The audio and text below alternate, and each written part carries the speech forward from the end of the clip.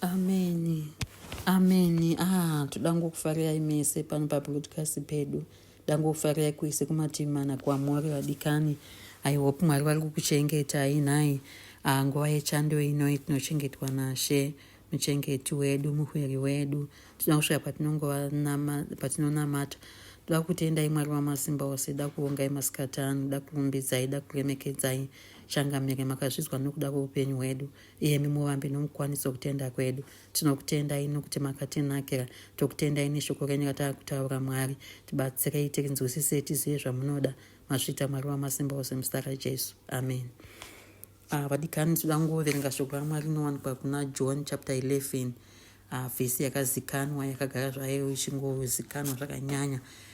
Chapter 11 pavhesi 39 Jesu vakati, kubvisai ibwe.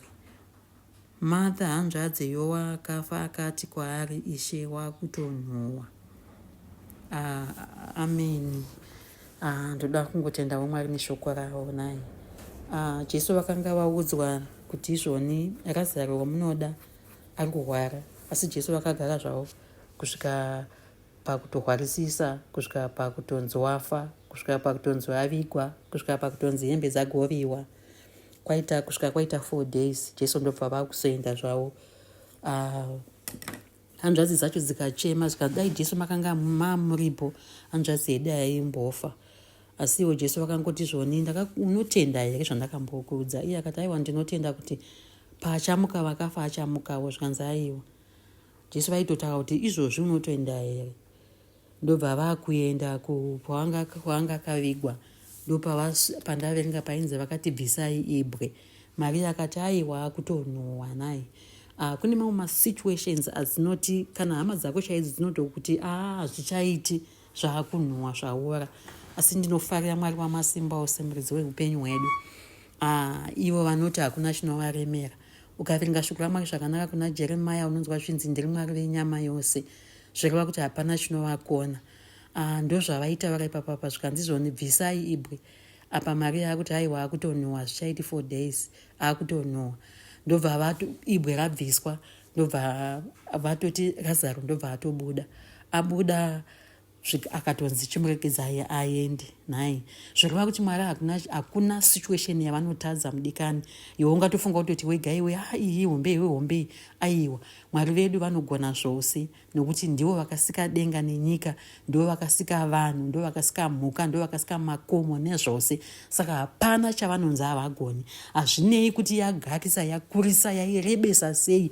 Mwari ndiMwari vanogona zvose. Ndosaka makaona Jesu vakambogara zvavo 4 days vachimirira kuti anhuhwe. Vangadai vakatoenda achirwara, asi aiwa vakati cheregai ndoenda afa amboita 4 days ndozoendako. Zvireva kuti hapana chinovakona. Zvakuda kufa vanozvimutsazve, zvakatofa zvachona vanotozvimutsazve. Vanhu pavanoti hazvichaiti zvinotoita. Naivo baba vedu zvinoita nai. Nokuti ndaitaura neimwe hama ndichiti, ukaona hama yako kuti hazvichaiti, hama yemunhu hazvichaiti, kuzoti vari kunze. Asi Mwari vedu ndiMwari vanoita zvinonzi nevana hazvichagoni, ivo ndozvavanoita. Saka ndinoda kungotaurawo kune mumwe munhu ari kunze uku, maybe masituations ake aita kunge ane makore akawandisa. Asi chandinoziva ndechokuti Mwari havakundikani. Havatarisi zvemakore, havatarisi zvenguva yakareba sei. Vanongogona nokuti havana nhoroondo yekukundikana. Mudikani, usambobvisa hope. Mwari vedu ndiMwari vanotigonera.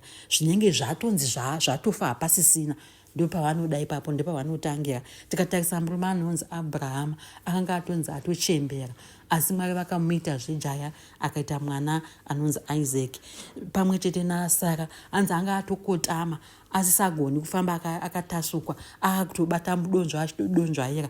Asi Mwari vakamumisazve kuti aite straight, akwanise kuita mimba.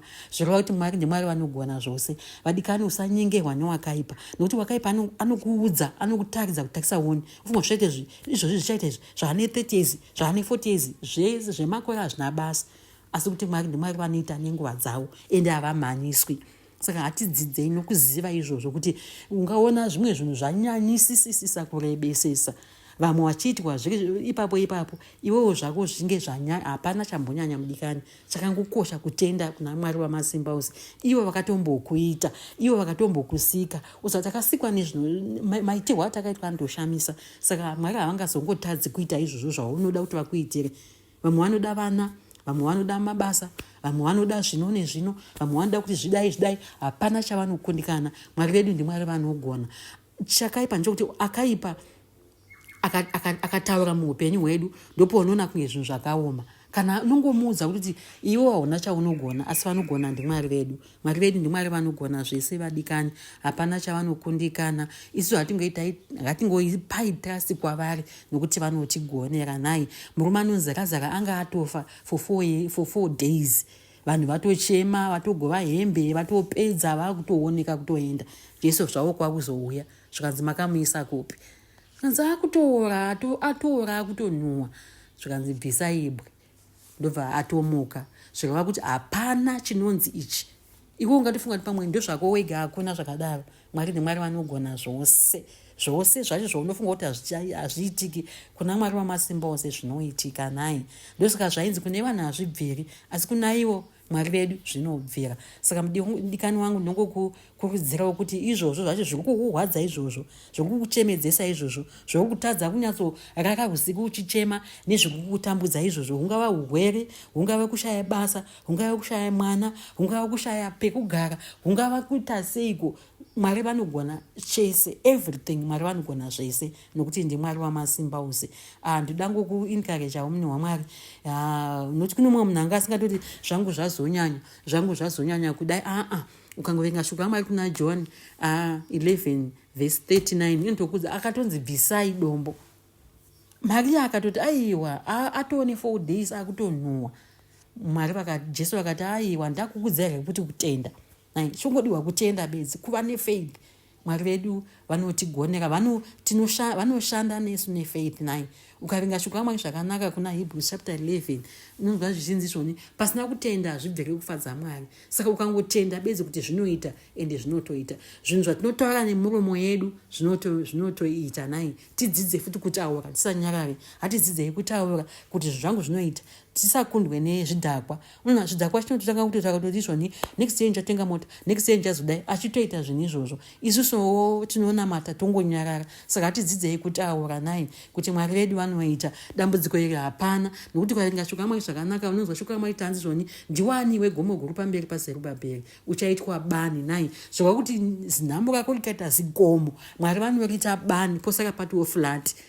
Saka hakuna chinoremera Mwari. Mwari ndiMwari vanogona zvose. Mwari ndiMwari vanoziva zvose. Chavanoda kukumbirwa, chavanoda kunamata, chavanoda kutenda. Hatitendei vadikani kuti zvinhu zvedu zvigoita. Masikati ano ndinoziva zvangu kuti kune mumwe munhu anga akutoti anga asisina hope kuti pamwe hazvichaiti zvinoita, zvinotoitisa. Kune vakatowanikwa vaine 50 something years, vakatowanikwa vakatochata. Saka Mwari hakuna chavanokundikana. Vamwe vachiwanikwa vaine 16 years, vamwe vachiwanikwa vaine 50 something years. Kugona kwaMwari nokuita kwaMwari. Ukazvitarisa pana Mary chaiye akaita nhumba asina murume, asi Sara akaita atochembera. Mwari hapana chavanotadza, zvese vanongozvigona.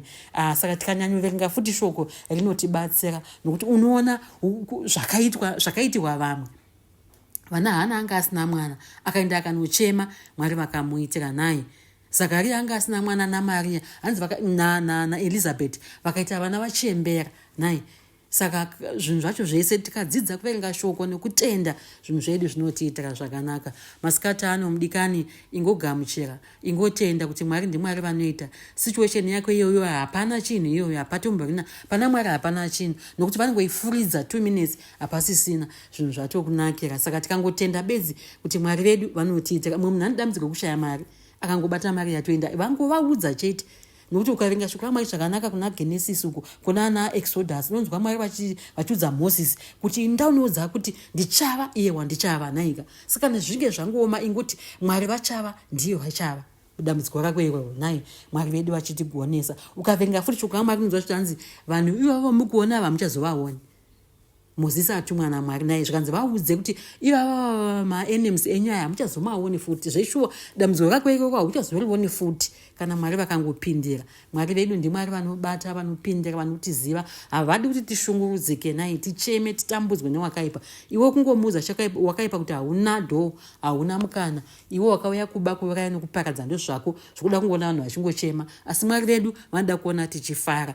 Amen. Dango kutendai vadikani nekuteerera shoko raMwari.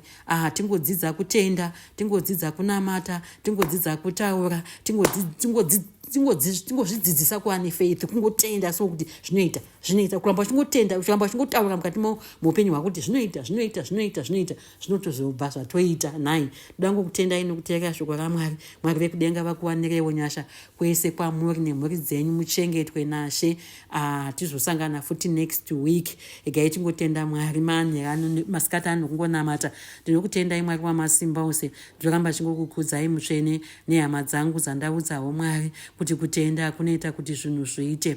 Tinongokutendai masikati ano Mwari, vese kwavari ikoko kumativi mana. Mumwe anga asingazivi, anga achitoona situation yake kunge yakutofa nayo, asi akuziva iye zvino kuti baba vangu zvinoita, zvakafa zvinomuka, zvakatofa zvacho zvinomuka, nezvipenyu futi zvinomuka, munogona zvose. Ndangokutendai manherano masikati ano chivaiwo nesu. Tozosangana next week Mwari vedu vachingotigonera mazvita henyu saka Jesu. Amen. Ndinokutendai vadikani, Mwari vekudenga vakuwanirewo nyasha, muswere munyasha, itirwai zvakanaka muzita raJesu. Amen. Tonana next week.